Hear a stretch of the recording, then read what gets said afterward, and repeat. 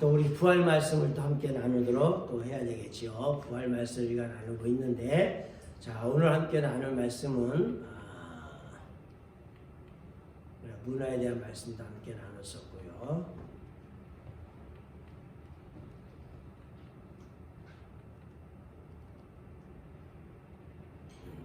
마태복 25장 말씀입니다. 1절에서 13절 말씀인데 같이 한번 먼저 찾아봅시다. 마태 25장 1절 13절, 여기에는 10명의 처녀에 대한 이야기가 나옵니다. 10명의 처녀를 통해서 마지막 때에 우리에게 어떤 교훈을 주는지를 좀 생각해 보려고 하고요. 그러면서 부활 준비도, 부활체에 대해서도, 부활 상급에 대해서도, 장자의 명분에 대해서도 여러 말씀을 나누는데, 이러한 것들을 우리가 받아내려면 받아내고 싶죠. 이러한 것들을 부활체의 상급을 받아내려면 우리가 10명의 처녀가 주는 교훈을 또 우리가 찾아보지 않을 수가 없습니다. 여기 보면 10명의 처녀에 대한 얘기가 나오는데 뭐 아시겠지만 우리 한번 읽어봅시다. 입으로, 눈으로 보고, 입으로 읽어보고, 귀로 한번 들어보고, 그렇게 하면서 다시 한번 이 말씀을 생각해 봅시다. 여러분 1절씩 이쪽이 1절 읽으시고 이쪽이 2절 읽으시고 왔다 갔다 하면서 한번 같이 읽읍시다. 자, 이쪽부터 시작. 그때에 성도들과 같이 기둥을 들고 신랑을 맞으러 나간 10처녀와 같다 하니 그 중에 5은 미련하고 5은 슬기는 자라.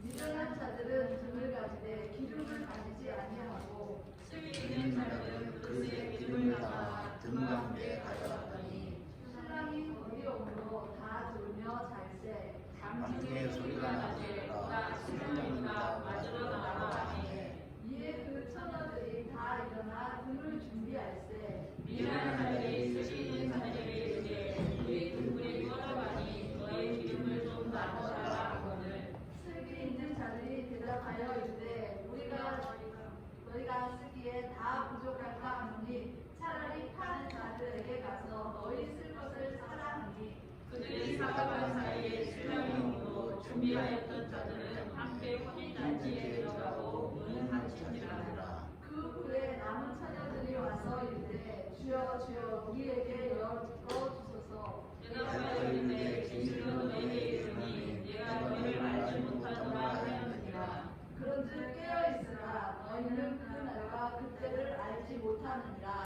아멘. 자, 13절에 보면 깨어있으라, 깨어있으라. 왜요? 너희 그날과 그때를 알지 못하느니라. 그날과 그때는 마지막 종말의 때, 예수님께서 다시 오실 때, 그 때를 말합니다. 그 때가 언제인지 아버지만 아시고 저도 모르고 여러분도 모르고 예수님 자신도 자신이 언제 오게 될지를 모른다 말씀을 합니다. 그렇다고 한다면 우리가 할 수 있는 일은 뭐예요? 항상 깨어있는 겁니다. 항상 깨어있어서 유비무환이란 말이 있는 것처럼 늘 준비하고 있어야 됩니다. 예수님이 언제 이 땅에 다시 오실지를 모르기 때문에 그렇습니다. 예수님 오실 때 내가 몇 년, 몇 월, 며칠, 몇 시에 어느 장소에 너희들을 만나러 오겠다 라고 하시면 참 편할 텐데 예수님께서는 그렇게 하지 아니하시고 나도 모른다. 내가 언제 너희들을 만나러 갈지, 너희를 영접하게 될지, 또 내가 초소를 예비를 했는데 그 초소에 대한 예비되어진 그 초소에 너희를 언제 드릴지 나도 모른다. 천사들도 모르고 나도 모르고 아버지만이 아신다. 이렇게 말씀하고 계십니다. 그렇기 때문에 우리는 깨어 있어야 됩니다. 깨어서 주님을 맞이할, 주님을 영접할 그런 준비를 해야 됩니다.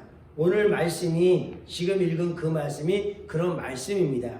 천국에 대한 비유인데 10처녀와 같다 하리니, 신랑을 맞으러 나간 10처녀와 같다 하리니, 어떠한 10처녀예요? 등을 들고 있는 10처녀를 말합니다.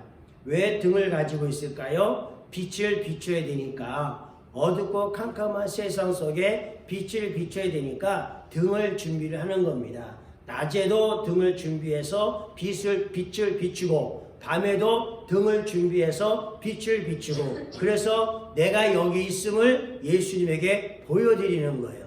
아, 저기 빛이 있구나, 등불을 준비한 성도가 저기 있구나 하고 예수님께서 보시는 겁니다. 그리고 우리를 찾아오시는 겁니다. 그런데 그 주님이 언제 오실 줄 모르니까 낮에도 밤에도 등불을 켜놓고 있는 겁니다. 밝은 대낮이니까 등불이 필요 없겠다? 아니죠. 낮에도 등불은 필요합니다. 밤에는 더더욱 말할 것도 없이 기쁠 때에도 등불이 필요하고 슬플 때도 등불이 필요하고 편안할 때도 불편할 때도 건강할 때도 병들었을 때도 문제가 있을 때도 형통할 때도 태어날 때도 날 때에도 앉았을 때도 일어날 때에도 항상 그 등불을 준비하고 그 빛을 비추고 있어야 됩니다. 많이 들었던 말이잖아요. 여러분들이 살아갈 때에 머리가 팥뿌리가 되도록 기쁠 때나 슬플 때나 건강할 때나 병들 때나 서로 사랑하십시오. 이것이 부부의 축복이고 부부의 도리이고 부부의 사랑이듯이 예수님과 우리의 관계도 마찬가지입니다. 예수님을 신랑으로 비유해서 말씀하고 있죠. 신랑으로 비유했으니까 신랑이 있으면 신부가 있는 거고, 그러면 신랑과 신부는 머리가 팥뿌리가 되더라도 비가 오나 눈이 오나 뭡니까? 건강할 때나 병들었을 때나 힘들 때나 쉬울 때나 이렇게 답답할 때나 개운할 때나 앉았을 때나 일어났을 때나 잠잘 때나 일할 때나 신랑 신부는 항상 마주보고 있는 거예요. 여보 당신은 항상 보고 있는 거예요. 사랑을 속삭이고 사랑을 나누고 서로 포옹하고 안아주는 것이 그게 부부의 관계이지 않습니까? 여러분이 결혼할 때 건강하면은 사랑하시고 병들면은 미워하시고 여러 일이 있을 때는 여러 바쁠 때는 아내 남편 탓하고 이런 축복의 이런 말을 듣지 않았잖아요. 이유가 없고 상황이 필요가 없고 어떠한 현실 가운데 있다 하더라도 그냥 사랑하십시오. 서로 마주보고 그리고 같은 길을 손잡고 걸어가십시오라는 그런 축복을 너를 받았을 겁니다. 또 그렇게 하겠다라고 여러분들도 서로 약속을 하고 결단하고 그런 축복 속에서 모든 사람들 앞에서 우리 새끼손가락 걸고 도장도 찍고 복사도 하고 당신 하나 나 하나 갖고 이러면서 여러분의 마음에다가 여러분의 심령에다가 그걸 새기고 부부간에 지금 살아가고 있습니다. 그래서 항상 깨어있고 항상 바라보고 있고 항상 준비하고 있고 힘들 때 어떻게 해야 될지 또 병들었을 때 어떻게 될지 어떤 상황이 올지 모르기 때문에 부부간의 사랑 안에서 약속된 그 증서를 마음판에다 갖고 있으면서 늘 준비하고 있잖아요. 넘어지면 얼른 달려나가고 아프다 그러면 얼른 쫓아가고 힘들다 그러면 어깨 내밀어주고 그럴 준비를 하면서 부부끼리 그러고 살아가고 계시잖아요. 믿음 생활도 역시 마찬가지입니다. 신랑 되신 예수님 또 우리가 또 신부가 되는데 서로 신랑과 신부 간에 그러한 약속들이 우리 가운데 있어요 없어요? 있단 말이에요. 신랑 되신 예수님께서 오셔서 우리를 위해서 십자가의 고통과 죽음을 당하셨어요. 내가 너희를 이렇게 사랑하고 있고 내가 너희를 위해서 이렇게 처소를 준비하고 있음을 말씀을 하셨어요. 우리들도 주님의 그 사랑을 인정을 하고 받아들이면서 저는 영원히 당신과 함께 하겠습니다. 비가 오나 눈이 오나 아플 때나 슬플 때나 건강할 때나 기쁠 때나 나는 예수님 신랑 되신 예수님과 함께 하겠습니다 라고 하는 그 약속을 신랑 되신 예수님과 또 우리들이 갖고 있습니다. 그렇다라고 한다면 그렇기 때문에 우리는 자나깨나 우리가 예수님을 기다리는 거예요. 예수님에게 우리의 마음을 드리는 겁니다. 여기에서는 등불을 준비하고 있으라고 말씀을 하고 계십니다. 신랑 되신 예수님이 언제 오실지는 모르니까 신랑 다음에는 이제 뭐가 되는 거예요? 남편이 되는 거예요. 신랑 되신 그분이 오셔서 남편이 되어주실 거니까 그 남편을 기다리고 또 기다리고 기다리는 거예요. 언제 올지는 알 수 없지만 자 요즘에는 이제 남녀가 청춘 남녀가 서로 마음에 들어서 서로 사랑하고 나면 연애를 하고 이제 약혼도 하고 그런 다음에 결혼을 하고 그렇게 하잖아요. 근데 그 약혼 날짜를 정해놓고 약혼을 하고 결혼 날짜를 정해놓고 결혼을 하지요.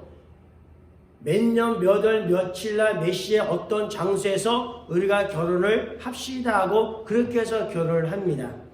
그런데 요즘에는 그렇게 하지만 당대의 문화 속에서는 결혼 날짜를 정하지를 않아요. 결혼 날짜를 정하지 않고 약혼은 하지만 결혼 날짜는 정해져 있지 않아요. 약혼이라는 관계가 어떠한 거예요? 약혼이라는 관계는 신랑 당신을 내 남편을 맞아들인 혼인 예식을 하기 전까지 나는 준비하고 있겠습니다. 몸 준비하고 마음 준비하고 그렇게 하고 있겠습니다.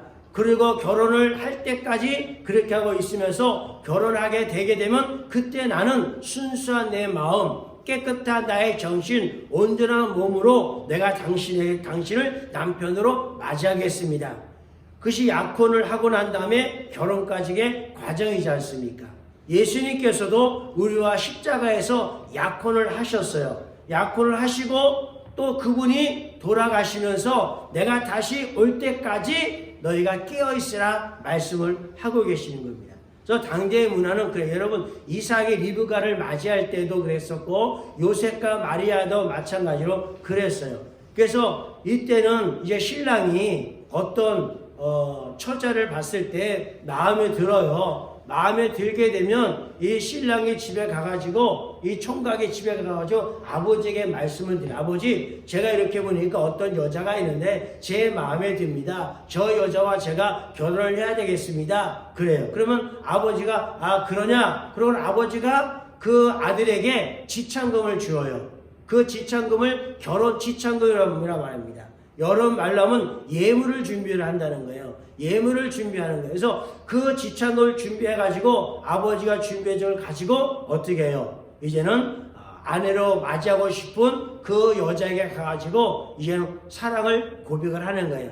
내가 당신을 사랑합니다. 당신을 나의 아내로 삼고 싶습니다. 그렇게 해요. 그러면은 어떻게 해요? 그 여자가 어떻게 마음에 들면 그렇게 하겠습니다. 그렇게 해요. 먼저는 물론 아버지들끼리 부모들끼리 이야기를 나누고 그러고 난 다음에 우리 집 아들과 당신 딸을 결혼시킵시다 하고 그렇게 하면서 결혼 지참을 가져갑니다. 야곱이 그랬죠. 야곱이 외삼촌 아버지 집에 갔더니 마음에 드는 여자가 있었어요. 라헬이라고 하는 여자가 있었어요. 그래서 라헬이라는 여자를 아내로 맞이하기 위해서 그가 행한 일이 뭐예요? 가지고 있는 것은 없으니까, 신부에게 줄 선물은 없으니까, 결혼 지참금이 없으니까 어떻게 했어요? 라반과 이야기하기를 내가 당신 집에서 7년을 일하겠습니다. 아무런 대가 요구하지 않고 제가 7년을 일하겠습니다. 그래 그럼 7년 일해라. 7년을 일하고 나면은 내 딸 라헬을 너에게 아내로 주겠다. 이렇게 했어요. 그런데 7년 동안 열심히 일을 해가지고 그런 다음에 그것으로 결혼 지참금을 대신하고 어떻게 했어요? 아내를 맞이했지 않습니까? 그런 것처럼 결혼 지참금을 준비해서 가지고 신부 부모에게 드리고 이것이 당신 딸과 결혼하기 위한 결혼 지참금입니다. 하고 드리고 그리고 또 그 여자에게도 또 주고 그렇게 해서 약혼이라고 하는 것이 성사가 되어지게 됩니다. 그 약혼이 성사가 되어지게 되면 그 다음에 뭘 해야 돼요? 결혼을 해야 되죠. 근데 결혼을 할 때는 날짜를 정하지 않습니다. 언제라는 날짜를 정하지 않습니다. 그러고 난 다음에 이 남자는 다시 돌아가서 그 다음부터는 결혼 준비를 하는 거예요. 여자도 물론 결혼을 하죠. 마리아가 순전한 아기한 걸 준비해서 몸을 치장하고 준비를 한 것처럼 신부는 신부 나름대로 이제 결혼 준비를 하죠. 몸을 깨끗하게 하고 마음을 깨끗하게 하고 한눈 팔지 않고 진짜 나의 몸과 마음을 순수하게 나에게 고백한 그 남자에게 주기 위해서 결혼하기 전까지 준비를 하는 거예요. 준비를 하는 거예요. 신부수업을 하는 거예요. 신부수업을 하는 거예요. 그리고 신랑은 가서 아내를 맞이하기 위한 뭘 준비해요? 집도 준비해야 되고 땅도 준비해야 되고 그동안은 결혼할 생각이 없었으니까 그냥 부모 밑에서 살았지만 내가 이제 아내를 맞이해야 되고 결혼을 해야겠다라고 생각이 들고 약혼이 성사되어지게 되면 이제 그 남자는 신랑은 가가지고 이제 일을 하기 시작합니다. 신부를 맞이할 처소를 준비하고 신부를 맞이할 땅을 준비하고 먹고 살아야 되니까 돈이 필요하고 재정이 필요하고 하니까 이런 것들을 준비를 합니다. 그 기간이 한 달일 수도 있고 석 달 될 수도 있고 또 10달일 수도 있고 1년일 수도 있고 보통은 1년 안에 다 하는데 1년이 넘을 수도 있는 거예요. 그것을 다 준비를 해야지 신부를 맞이할 수 있잖아요. 아무것도 가진 것도 없이 야 너 이리 와 같이 살자 그럴 수는 없잖아요. 그러니까 남자도 가서 그렇게 열심히 준비하고 여자는 여자대로 신부 수업하고 그렇게 하고 있는 거예요. 그렇게 해서 이제 신랑 될 그 남자가 자기 나름대로 이제 다 됐다. 또 부모님이 도움을 받아가지고 잘 준비됐다. 그러면은 어떻게 돼요? 그 다음부터 이제는 신부 집으로 이 남자가 가는 거예요. 근데 신부 집으로 가는데 뭐 이렇게 또 그냥 가는 뭐 낮에 갈 수도 있고 밤에 갈 수도 있고 준비되어지는 대로 가는 거. 이것이 당대의 결혼 문화였었습니다. 그러니까 신부는 신랑이 언제 올지를 알 수가 없으니까 늘 깨어가지고 준비를 하고 있는 거예요. 딴 남자 만나거나 딴 생각을 하거나 그러지 않고 늘 신부가 되기 위한 순결한 그런 동정녀와 같은 그런 마음을 가지고 그 사랑 가지고 신랑을 기다리는 그런 결혼 문화권 속에서 예수님께서 우리에게 이 비유로 말씀하는 거예요. 그러면서 너희들도 내가 너희들에게 언제 갈지 아버지가 허락해야만 오는 거거든요. 허락해야만이 신부를 맞이하러 가는 거거든요. 그러니까 예수님께서도 내가 너희들에게 언제 갈지는 모르지만은 아버지 허락할 그때 내가 너희들에게 갈 것이다. 그리고 나는 그 전에 초소를 예배하러 가노니 내가 가서 초소를 예배하러 가노니 말씀하셨죠. 이거 14장에 그 초소를 예배를 하시고 그것이 다 끝나고 하나님 아버지의 허락하에 이제 그가 이 땅에 보냄을 받는 겁니다. 근데 그날 그 시각을 여기는 말씀처럼 우리는 알 수 없다는 겁니다. 그래서 오늘 마치 등을 들고 신랑을 맞아 나간 열처녀와 같다 하리니 이것이 우리의 믿음의 마음이고 예수님에 대한 사랑, 신랑 예수님에 대한 사랑이고 우리의 믿음이라는 겁니다. 부부간에 그러한 마음과 마음을 온전하게 내어드리고 사는 것처럼 우리도 이 땅에 사는 날 동안에 예수님이 언제 오실지 모르니까 예수님을 마음에 품고 그분을 기대하면서 그분에게 마음을 드리면서 언제 오실지 모르는 간절한 소망 가운데 인내 가운데 우리가 지금 기다리고 있는 겁니다.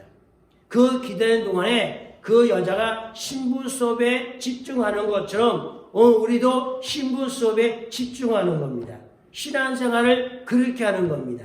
이런 일 저런 일로 인해서 바빠가지고 준비하지 못해서 놓쳐버린 것이 아니라 예배 가운데 기도하는 가운데 찬양 가운데 오늘 주님 앞에 우리의 마음을 순수하게 내 마음에 행여라도 남친이 있으면 남친과도 이렇게 빨리 해결을 보고 그리고 내보내고 내 마음 가운데 있었던 여러 가지의 생각들을 정리해서 그것을 잡동사니 쓰레기로 다 내어버리고 온전한 마음으로 온전한 몸으로 온전한 생각으로 신랑을 맞이하기 위한 그런 준비를 하고 하는 것이 아니에요. 오늘 우리의 신앙생활은 그와 같은 거예요. 그런 여러 가지 상황들을 우상숭배하지 말라, 원망하지 말라, 다투지 말아라, 싸우지 말아라, 욕심 부리지 말아라 이런 말씀을 하시면서 이런 모든 마음의 정리들 말씀과 믿음을 통해서 이런 모든 마음의 정리들 내 삶의 형편들을 정리하는 모든 관계들을 정리하는 그런 준비를 우리는 하는 겁니다. 그런 신부 준비를 하는 겁니다. 아이를 가져보신 분들 아이를 10달 동안 가지고 있으면서 평소 내가 먹고 싶었던 맵고 짜고 했던 것들 먹습니까? 평소에 들었던 헤비메탈이나 같은 이렇게 하는 뉴에이지적인 명상적인 이러한 것들을 들으려고 합니까? 여러분 듣고 먹을 때에 생각하고 몸가짐할 때 내 뱃속에 그 아이만을 위해서 모든 시간이 다 투자되는 거예요. 그때에는 다른 것이 안 보이는 거예요. 다른 생각이 안 나요. 어쨌든 내 뱃속에 있는 이 아이가 건강하게 똑똑하고 지혜롭게 팔다리에 다 달려있는 상태에 눈도 또 온전한 눈과 코와 입을 가지고 있는 발가락이 다 손가락에 다 정상적으로 태어나도록 하기 위해서 우리는 온통 내 뱃속에 아이들에 집중을 하는 겁니다. 그래서 내가 흡연 음주했던 것도 다 끊어버리고 내 눈으로 싸움하는 거 좋아하고 그리고 누군가가 이렇게 어긋나는 거 보면 재미있어하고 했었던 그런 보았던 것들을 제가 다 그런 눈을 닫아버리고 좋은 그림, 아름다운 풍경, 그리고 아름다운 노래, 조용한 노래 이런 마음을 얌전하게 해주고 평온하게 해주고 그런 음악을 들으면서 먹는 것도 아무나 먹지 않고 적당하게 뭐 짜지도 않고 싱겁지도 않고 건강하고 영양가 있고 또 아이에게 그 영양분이 갔을 때 그 아이가 충분히 먹을 수 있는 가장 최고의 양식을 내가 취하는 것처럼 모든 시간들을 바쁘게 살았던 그런 시간들을 다 끊어버리고 이제 오직 내 배에서 아이에게만 그 시간을 투자하면서 그 아이를 낳잖아요. 다 그렇게 하셨죠. 태교 수업이요? 하여튼 태교 음악도 있고 하여튼 그렇게 하잖아요. 그런 것처럼 우리가 그렇게 지금 하는 거예요. 이 땅에 오실 예수님을 위해서 그분이 오셨을 때 나를 맞이하실 수 있도록 나를 그분에게 드릴 수 있도록 그분을 남편으로 내가 그분의 아내가 되어서 사랑을 속삭이면서 살아갈 수 있는 그런 준비를 그런 훈련들을 우리가 지금 하는 겁니다. 그런 준비를 하고 있을 때 신랑 되시는 예수님께 오셔서 요한계시록에서 말씀처럼 어린야 혼인잔치를 예수님과의 혼인잔치를 그때 거행하게 되는 겁니다. 그래서 여기에 그때 천국은 마치 등을 들고 신랑을 맞으러 열차가 왔다니 했을 때 신랑은 누구예요? 바로 예수님이죠. 등이라고 하는 것은 여러분의 믿음, 여러분의 마음, 성령님과 함께하는 그런 삶이라고 말할 수 있을 거예요. 그리고 여기서 나오는 2절에 보니까 결론적으로 말씀하고 있죠. 10명 중에 5은 미련했고 5은 슬기롭다 말하고 있어요. 그러니까 5명은 신부가 됐어요. 5명은 신부가 못됐다는 얘기예요. 10명의 처녀 가운데 왜 10명의 처녀일까요? 10이라고 하는 숫자는 완벽한 숫자잖아요. 1부터 시작해서 10까지 가는 완벽한 숫자, 동그라미가 된 숫자, 그런 숫자이잖아요. 그런 숫자 속에 저와 여러분들이 다 들어가고 있고 또 이 땅의 인류의 예수님을 믿고 섬긴다고 하는 그 모든 사람의 그 숫자가 그 숫자 열에 그 모든 사람이 다 들어가 있는 겁니다. 그런데 그 모든 열의 숫자 가운데 5명은 미련했고 5명은 슬기로웠고 우리가 아는 대로 그 5명은 슬기로워서 신랑 되신 예수님을 남편으로 맞이할 수가 있어서 초소에 들어가가지고 영원한 삶을 살게 되고 5명의 처녀는 미련했기 때문에 신랑 되신 예수님을 남편으로 맞이하지 못하고 얼마나 안타까워요. 약혼까지 해놓고 결혼이 깨진다는 것이 얼마나 부끄럽고 창피한 일이에요. 그죠? 부끄럽고 창피한이잖아요. 세상에서도 결혼이 깨지면 저 사람 파혼됐대, 저 사람 뭐 이유가 돼서 어떻게 안 됐대, 참 부끄러운 일이잖아요. 이 5명의 처녀가 미련해가지고 제대로 준비하지 못해가지고 결혼이 파혼이 된 거예요. 깨어지고 만 겁니다. 그래서 이 5명의 처녀가 그 5명의 미련한 처녀는 신랑친 예수님을 남편으로 맞이하시를 얻게 된 거예요. 자, 미련한 자들은 왜 이 신랑 되신 예수님을 남편으로 맞이하지 못했는가 봤더니 미련한 자들은 등은 가졌으되 뭐는 못 가졌어요? 기름을 가지지 못했어요. 기름을 가지지 못했다고 하는 것은 여분의 기름을 준비하지 못했다는 겁니다. 여분의 기름은 뭐예요? 여분의 기름은 뭐예요? 여러분들의 믿음이고 여러분들의 마음이고 여러분들의 사랑이라는 거예요. 등은 가졌어요. 등은 가졌다는 말은 뭐냐면 등에 넣어져 있는 기름은 있어요. 그래서 불빛을 비출 수는 있었어요. 그런데 등 하나에 등에 채우는 만땅으로 채우는 그 기름은 있었지만 여분의 기름을 더 준비해야 되는데 그걸 못한 거예요. 그죠? 그걸 못한 거예요. 왜? 예수님이 언제 오실지를 모르니까 여분의 기름이 필요하잖아요. 여러분이 예수님과 약혼을 했지만 그러나 여러분들이 약혼 기간 동안에 신랑 예수를 맞이하기 전까지 우리가 더 깨어있으면서 준비해줘야 될 부분이 있어요. 그게 뭘까요? 여러분의 등불된 구원은 있어요.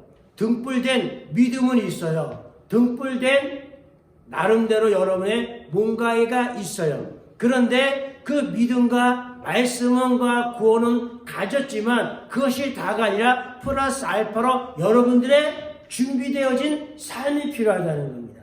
신앙 생활이 필요하다는 겁니다. 신앙은 있다 할지라도 생활이 없다라고 한다면 그 생활도 주와 복을 위한 삶이 없다라고 한다면 그 기름이 준비되지 못한다고 한다면 미련한 5명의 처녀가 될 수밖에 없다는 겁니다. 믿음도 좋아요. 구원받은 것도 좋아요. 약혼한 것까지도 좋아요. 그러나 신랑 되신 예수님이 남편 될 때까지는 뭐예요? 한눈 팔면 안 되는 거예요.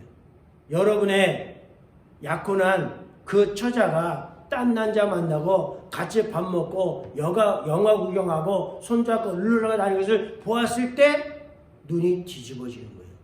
아니 뭐 저 욕이 나올지도 모르겠어요. 아니 나만 사랑한다며, 나와 결혼한다며, 신부 수업 한다며, 그런데 다른 짓을 하고 있으면 화가 나는 거예요. 그럼 어쩌면 그 관계가 깨어질지 모르겠어요. 다투고 싸우다가 핑계대고 아니 그게 아니고 뭐가 그게 아니 내 눈을 봤는데 내가 사진까지 찍어야 돼. 아니 그게 아니고 오늘 우리의 삶이 믿음도 중요하지만 믿음의 삶도 우리에게 준비하다는 겁니다. 믿음 가진 것만으로 예수님의 아내가 되는 것이 아니라 믿음을 갖고 삶을 살았을 때 온전한 구원, 완전한 구원, 그리고 완벽한 결혼, 완벽한 부부, 한 몸이 이루어지는 것이 성사가 되어지게 된다는 거예요. 그런데 미련한 이 여자 5명은 등은 가지고 있었지만 믿음과 구원과 말씀은 가지고 있었지만 그에 따른 기름 준비, 삶의 준비가 되어지지 못했다는 거예요. 자, 그런데 거기에 반해서 4절에 슬기 있는 자들은 그릇에 기름을 담아 등과 함께 가져갔더니 그릇에 기름을 담았다 그랬어요. 그러니까 여분의 기름을 가지고 있는 겁니다. 등과 함께 가졌어요. 등 안에는 역시 기름이 뒤져 있고 거기에 역시 기름이 들어져 있으니까 그 등에는 불빛이 비춰지고 있어요. 그것만 가지고 있었던 미련한 5처녀와는 다르게 지혜로운 이 처녀는 그것과 함께 또 다른 기름을 가지고 있었다는 거예요. 믿음을 가지고 있었고 생활을 가지고 있었다는 거예요. 약혼도 가지고 있었고 결혼할 준비도 다 되어져 있다는 거예요. 그래서 그 5명의 처녀를 슬기로웠다, 지혜롭다. 전도서 끝절에 보면 지혜로운 여자는, 아름다운 여자는 쭉 나오죠. 그것이 우리들이 가져야 될 자세이고, 마음만 그래, 마음도 생각도 중요하지만 마음과 생각도 버릴 거 다 버리고 온갖 잡동사니 다 버려야 이게 이사 갈 수 있는 거예요.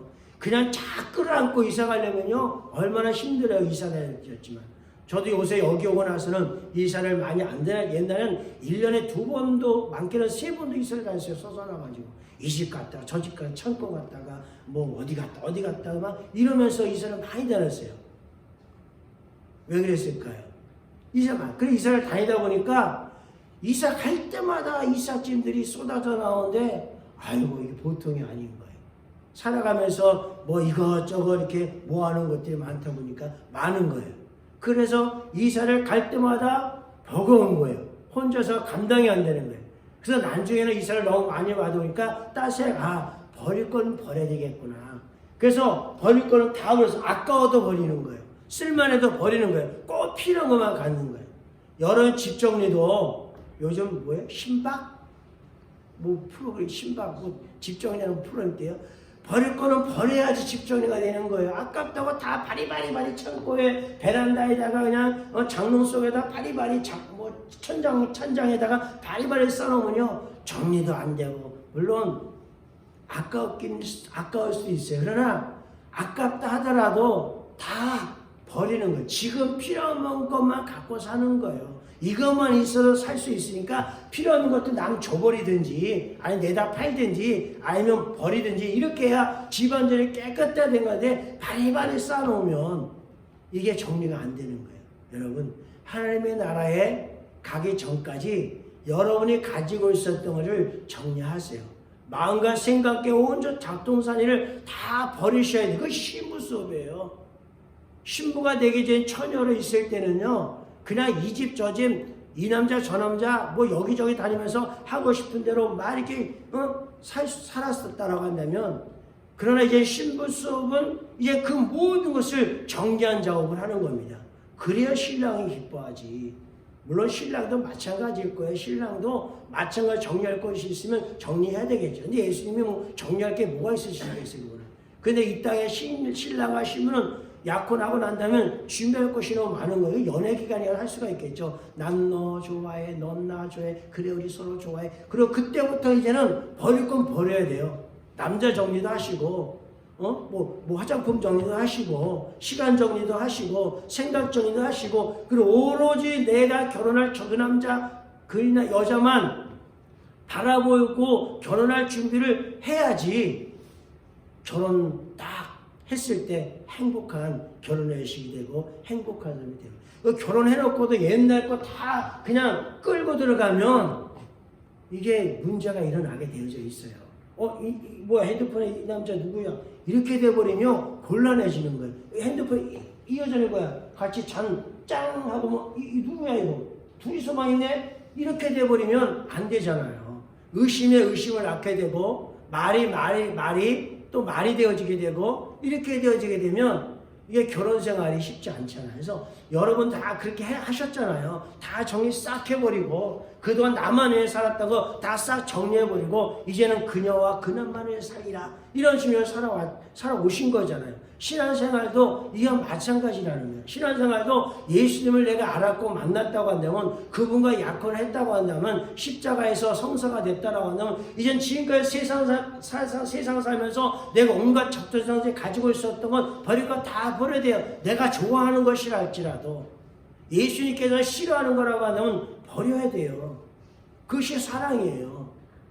나는 이 아까워서 이거 못 버리게 해서 가지고 들어와서 집안에 들어가야 되면 이게 뭐예요? 서로 아내하고 남편하고 이게 그 때문에 또 걸림돌이 되면 안 되잖아요.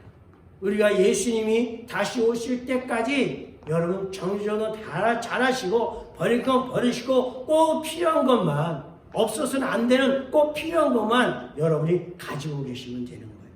이 지혜로운 처녀는 그렇게 모든 것을 다 버려두고 그리고 여분의 기름을 가졌다는 거예요. 믿음도 가졌고 구원도 받았고 사랑도 받았고 그렇게 한 그가 이제는 등불과 함께 그릇에다가 기름을 담아 준비했어요. 등불만 가지고 있는 건 누구나 할 수 있잖아요. 그잖아요. 믿음과 구원은 누구나 가질 수 있잖아요. 그런데 기름은 삶은 여러분이 아는 대로 쉽지만은 않아요. 버릴 거 버려야지. 이거 끊을 건 끊어야지.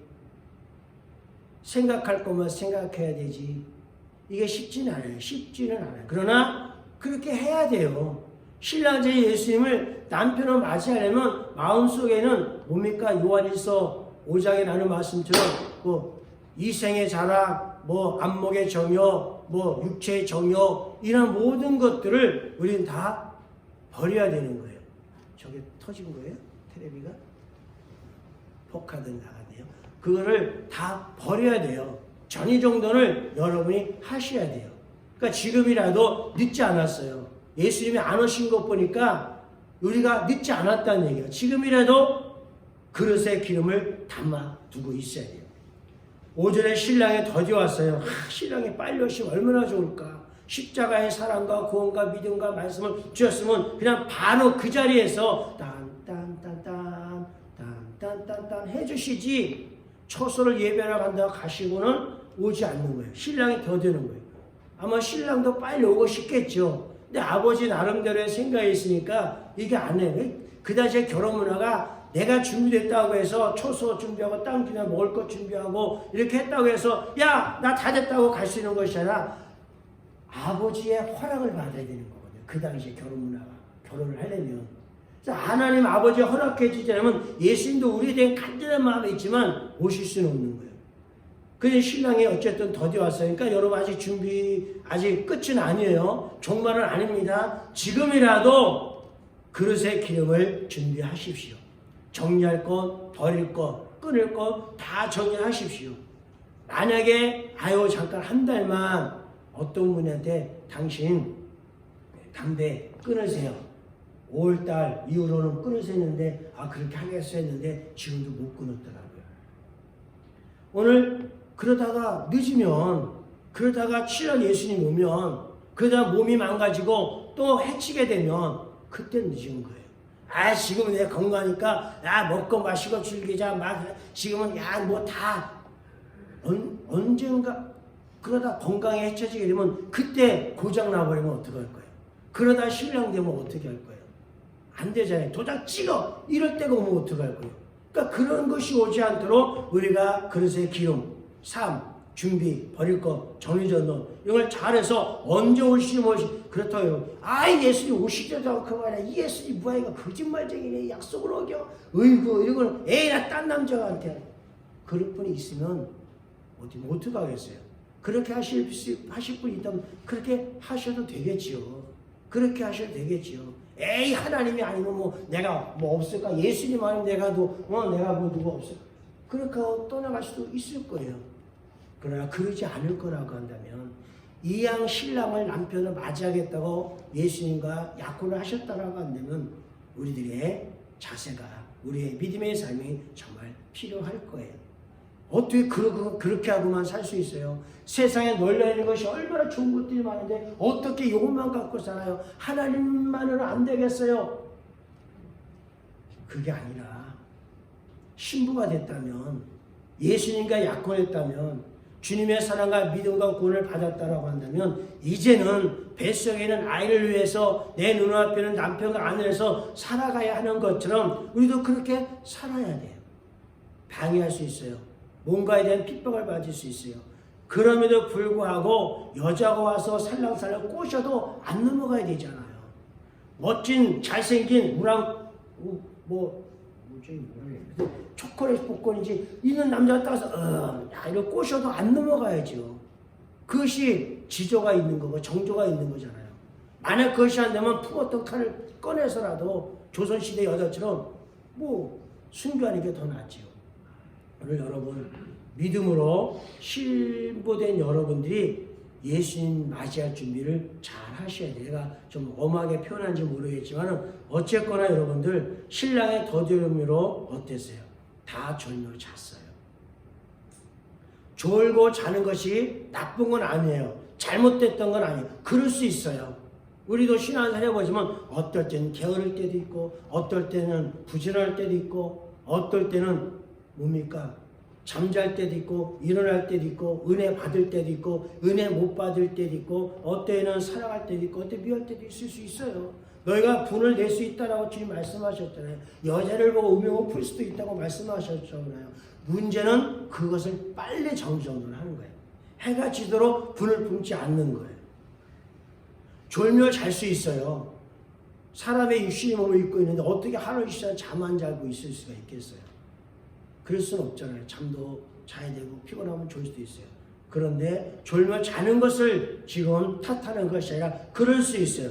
그러나 졸고 잔다 할지라도 그릇에 기름을 준비하고 있다고 한다면 신랑이 오셨을 때 끝나는 거잖아요.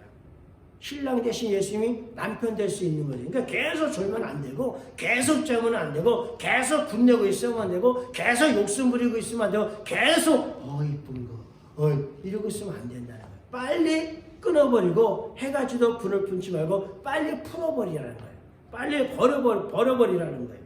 이 5명의 슬기한 처녀도 졸고 잤어요. 어떡하겠어요. 뭐 육신의 몸이 연약한 걸. 그러나 그릇에 기름을 담고 있는 믿음 플러스 삶이 되어진다라고 한다면 졸고 잔다 할지라도 신랑 대신 예수님이 오실 때에 그분을 남편으로 맞이할 수가 있는 겁니다.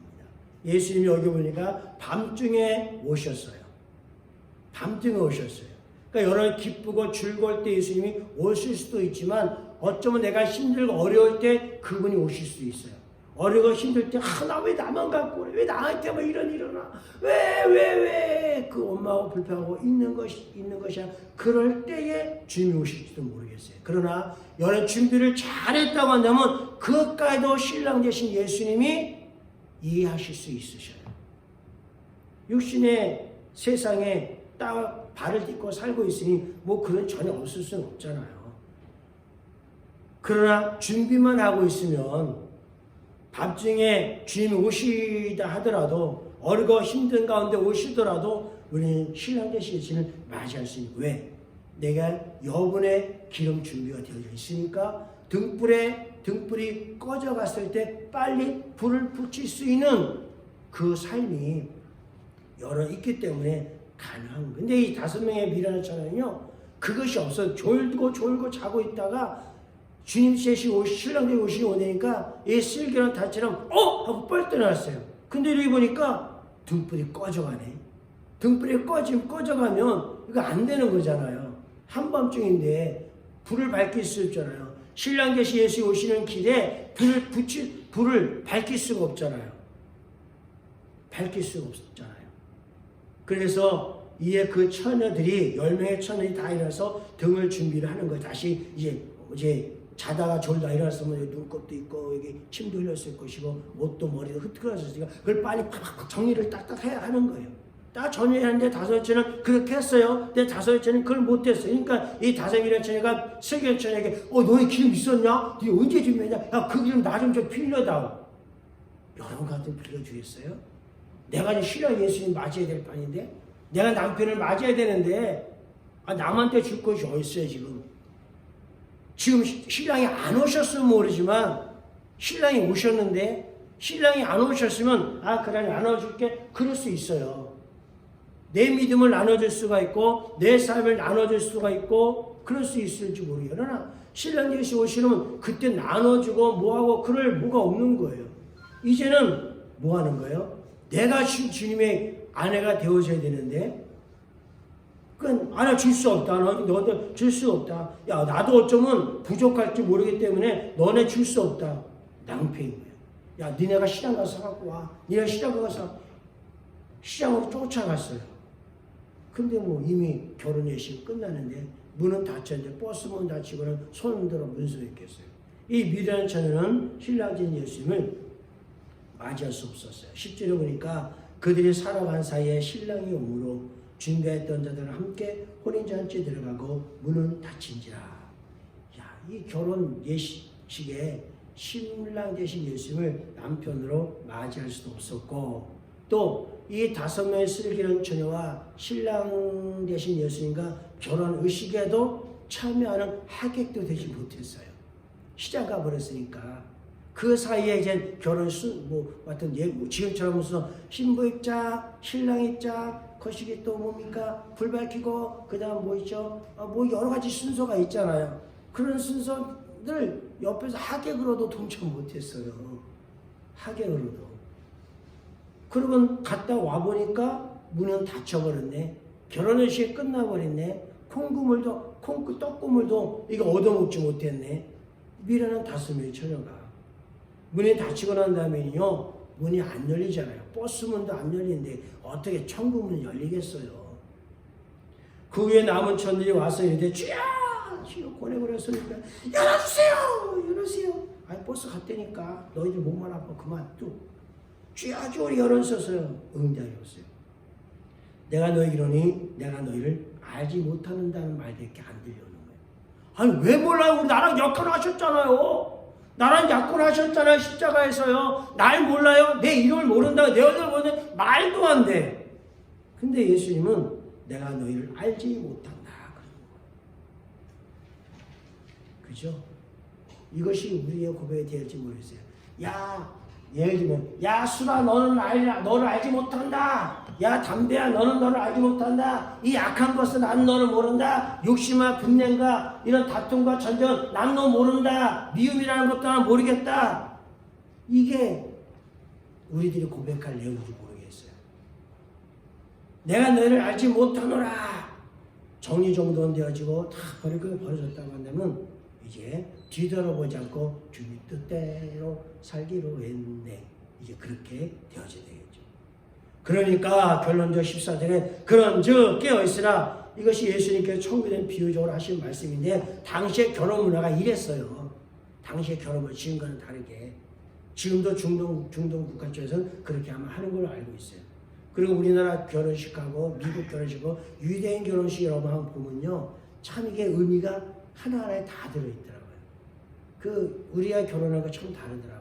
제주도 예수야 마라나타 예수학교에서 결혼식을 하는데 2시간을 넘게 결혼식을 하더라고요. 그 시간마다 정말 유대인들이 행했던 그런 것에 따라 그렇게 하면서 신랑 예수를 맞이하는 그런 예배를 그들이 드리더라고요. 유대인들은 지금도 그렇게 하고 있고요. 그러면서 결론적으로 깨어있으라 그러니까 조는 것도 좋고 자는 것도 좋은데 그런데 계속 졸지 말고 계속 잔지 말고 깨어있으라. 준비하라. 세수도 하고 머리도 빗고 있고 화장도 하고 있고 옷도 입고 있고 깨어있으라. 내가 너희들이 언제 갈지 난 모른다. 이렇게 말씀을 하시는 거예요. 자, 보면 주님께서 신부는 여러분이 아니라 여기서 교회를 말합니다. 교회를 말하고 10명의 들러리는 신부는 아니에요. 신부는 아니고 들러리예요. 들러리 아시고 우리도 이렇게 앞에서 꼬매디 꽃가루 이렇게 뿌려주면 뒤에 신부가 이렇게 걸어가잖아요. 신부는 교회입니다. 교회라고 하는 건 뭐예요? 결국 구원받은 공동체인 거예요. 구원받은 공동체 속에 들러리가 있는 거예요. 하나님의 세우신 교회니까 하나님의 세우신 구원한 성도의 그 건물이 아니라 그 우주적 교회라고 말하는 지역적인 교회, 우주적 교회는 그 모든 교회들이 구원받은 무리들 이스라엘 공동체에 구원받은 공동체, 그 공동체를 신부라고 하는 거예요. 그 신부 속에 들러리 10명의 처녀가 있는데 그 10명의 처녀가 성도된 여러분을 말하는데 그죠? 그 신부 가운데서 여러분이 나온 거예요. 그러니까 교회와 예수님과의 결혼의식이 있고 물론 교회도 성도의 무리들이에요. 성도의 무리들이에요. 그 성도의 무리들 가운데 우리가 같이 더불어 같이 협력하여 여러 가지 일들 하잖아요. 봉사도 하고 성경도 하고 그리고 또 사역도 하고 뭐 기도도 같이 예배도 이렇게 드리잖아요. 그 공동체 이 무리들 안에서 이러한 예배들의 들러리가 되어져야 돼요. 교회에서는 모든 사역에 들러리가 되어져야 돼요. 신부라고는 믿는 무리들 가운데에서 들러리가 되어져서 뭐 이렇게 말할까요? 또 심한가요? 종이 되어져서 순종하고 복종하고 협력하고 자기 형편에 따라 나는 오늘 안 가. 오늘은 나 오늘 안 해. 나만 안 하면 되지. 이러한 들러리 미련한 자가 되는 것이 아니라 슬기로운 5명의 들러리 내가 신부, 교회, 성도의 무리를 위해서 할 수 있는 게 뭐가 있을까? 이거 해야겠구나. 이렇게 나서서 먼저 하고 섬기고 그리고 예배에서 간증자로, 예배자로, 반주자로, 말씀 전환자로, 이렇게 같이 들러리가 되어서 성도의 무리들 가운데 들러리가 되어져서 할 수 있는 슬기로운 자가 되어져야 되는 거예요. 그런데 5명의 미련한 자는 뭐 한 거예요? 어떻게 한 거예요? 참여도 안 해요. 동참하지 않아요. 당신이 하세요. 나는 바빠요. 나는 무슨 약속이 있고요. 나는 어디도 가야 되고요.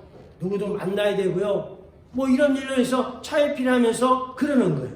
이 5명의 들러리. 그러면 함께 예를 들어서 지금 예배니까 예배에 대한 협력자가 되는 것이 아니라 구경꾼이 된다든지 방관자가 된다든지 아니면 아예 이 자리에 하객으로 결혼식 하객으로도 있지 않고 어디론가 시장으로 나갔다든지 이런 미련한 5명의 들러리가 돼서는 안 된다는 거예요. 결국 들러리는 성도이고 결국 신부이긴 하지만은 신부라는 믿음의 모든 자가 다 신부에 구원받고 사랑받고 말씀 갖고 있고 모든 자가 신부인 거예요. 그 신부 가운데 그 무리들을 위해서 수고하고 애쓰는 들러리가 되어져야 되는 거예요. 진자리 마른 자리 가리지 않는 부모님의 그 사랑처럼 자식이 된 그 사랑처럼 남편가 된 그 사랑처럼 무리들을 섬길 수 있는 초대교회 그랬잖아요. 먹이고 입히고 봉사하고 섬기고 과부와 고아를 돕고 없는 사람들, 약한 사람들, 병든 사람을 섬기면서 그렇게 했던 5명의 그 들러리와 같은 무리들이 예루살렘 교회 성도였다는 거예요. 나 한 사람이 뭐 한 거예요? 성도들을 섬기는 거예요. 그 성도들이 신랑 예수님을 맞이할 수 있도록 그 들러리가 나한테는. 그런데 그렇다고 내가 신부가 아닌 건 아니죠. 나도 신부인 거죠. 그 모든 공동체 무리들과 함께 500의 형제가 모인 가운데 주님이 승천하시고 내가 너희 본 그대로 오리라 했던 그 500명의 사람들. 근데 그 500명의 사람 가운데 뚝 해가지고 어떻게 했어요? 뚝 반이 아니구나. 120명만이 들러리로서의 삶을 신앙생활을 잘했고 나머지는 어쩐 미련한 5명째처럼 나머지는 부활한 승천하신 예수님 보고도 내가 다시 너희가 본 대로 그대로 오겠다라고 하는 것을 약속을 받아놓고 또 예루살렘에 떠나지 말라고 하는 건 그 약속을 받아놓고 또 그들은 뒷짐지고 그냥 가봅니다.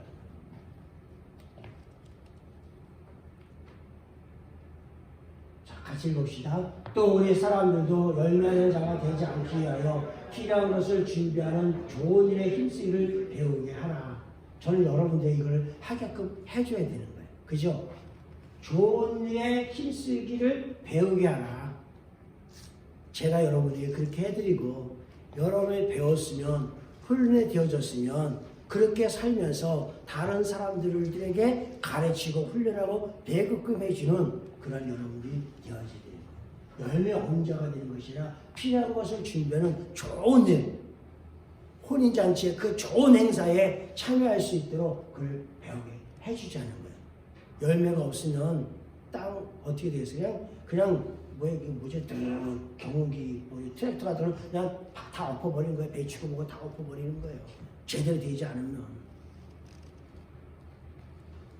힘쓰기라고 말씀하거든요. 힘쓰기. 같이 봅니다. 그러므로 깨어있으라. 어느 날에 너희 주가 임하는지 너희가 알지 못함이라. 너희도 아는 거 아니 만일 집주인이 도둑이 어느 시간에 올지를 알았더라면 깨어있어 그 집을 뚫지 못하게 하였으리라. 이러므로 너희도 준비하고 있으라. 새해까지 하는 때 이제 오리라. 도둑님께서 전화를 하셨어요. 도둑님께서 야 용거 너희 집에 내가 며칠 몇 시에 갈 거니까 문 활짝 열어놓고 창문 열어놓고 금고문 열어놓고 또 펜을 들고나든지 핸드폰까지도 다 끄집어 내가 갈 거야. 그렇게 하는 도둑님은 없으시더라고요. 그죠? 그런 분 없어요. 도둑이 언제 올지 모르죠. 여러분 도둑 언제 올지 모르니까 어때요? 문 꼭 걸어 잠그고 창문도 닫고 집단속 잘하잖아요.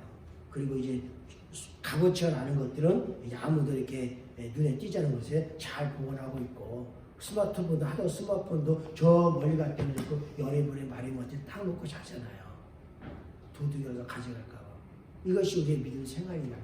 깨어있으라. 도둑이 언제 올지를 광고하고 오는 것이 아니니까 예수님께서도 역시 마찬가지니까 믿음도 머리맡에 두고 말씀도 머리맡에 두고 여러분의 삶도 맡고 여러분의 사랑하고 소중한 사람도 여러분의 곁에 두고 그렇게 끼고 살 수 있는 준비를 하라고 말씀을 하는 거예요. 이것을 너희가 모르냐? 너희도 아는 바라. 여러분 다 알아요. 뭐 세상을 어떻게 살 것이냐, 사회생활을 어떻게 할 것이냐 이미 유치원 때 다 배웠다고 하잖아요. 다 배워놓고도 이제 경우에 따라 가끔가다 이제 도둑처럼 강도처럼 어긋난 사람들이 있는데 우리의 믿음 생활에 대해서도 알아요. 여러분 이제 갓 태어난 어린아이도 아니고 성숙한 사람인데 모를 수가 없잖아요. 너희가 아는 바니까 아는 바대로 좀 살아. 아는 바대로 아는 대로 하라. 말씀하셨어요. 이거 한 말씀 하십시다. 그날과 그때는 아무도 모르나니 하늘의 천사들도 아들도 모르고 오직 아버지만 아시느니라. 노아의 때와 같이 인자의 임함도 그러하리라. 홍수전에 노아가 방주에 들어가던 날까지 사람들이 먹고 마시고 장가들고 시집가고 있으면서 홍수가 나서 그들을 다 멸하기까지 깨닫지 못하였으니 인자의 임함도 이와 같으리라. 노아의 때 물로 하나님이 세상을 심판한다고 했습니다. 준비하십시오. 자, 방주를 지읍시다. 나는 싫어요. 아, 이제 방주에서 들어오세요. 아, 난 싫어요. 그러고 있다가 다 멸망당한 얘기 아시잖아요. 그들이 모르는 게 아니에요. 다 알았는데도 방주에 들어와서 구원받지 못했잖아요. 아시니까 장가고 제멋대로 살아가고 그런 사람. 홍수가 나서 그들이 다 멸하기까지도 뭐한다고요? 깨닫지 못했대요. 이 미련한 다스의 처녀가 모래에서 깨달은지 못 깨달은지 모르겠지만은 이게 멸망당하면서도 깨닫지 못한대요.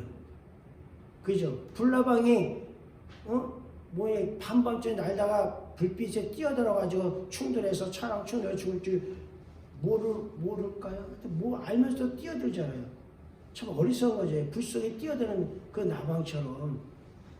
그렇게 깨닫지 못하니까 인자의 마음도 이와 같을 거라는 거예요. 어쩌면 주님이 딱 오셔서 휴거시켜주든 나를 부활시키든 해서 주님의 처소로 이동시켜 주셨는데, 이사시켜 주셨는데, 옮겨 주셨는데, 어쩌면 후회하는 사람이나 회개하는 사람도 있을지 모르겠어요. 그럼 어떤 사람은 에이씨 이럴지도 모르겠어요. 사람의 마음이라는 것이 간사해가지고요. 사람의 마음이 간사해가지고 이게 참 이럴 줄 알았으면 내가 시간 맞춰서 줄 서 있다가 표를 하나 받았더라면 그 표 가지고 상품 받을 수 있었을 텐데 있었을 텐데 그런 안타까움을 갖기 전에 아이씨 왜 벌써 좀 5분 정도 못 기다려? 이런 사람들도 있잖아요. 그죠? 좀 기다려 좀 늦을 수 있는 거지. 그거 가지고 5분도 못 깨가지고 이런 사람들도 있어요. 쥐가 늦게 와놓고 이런 사람도 있어요. 깨닫지 못하였으니 그냥 기도합시다.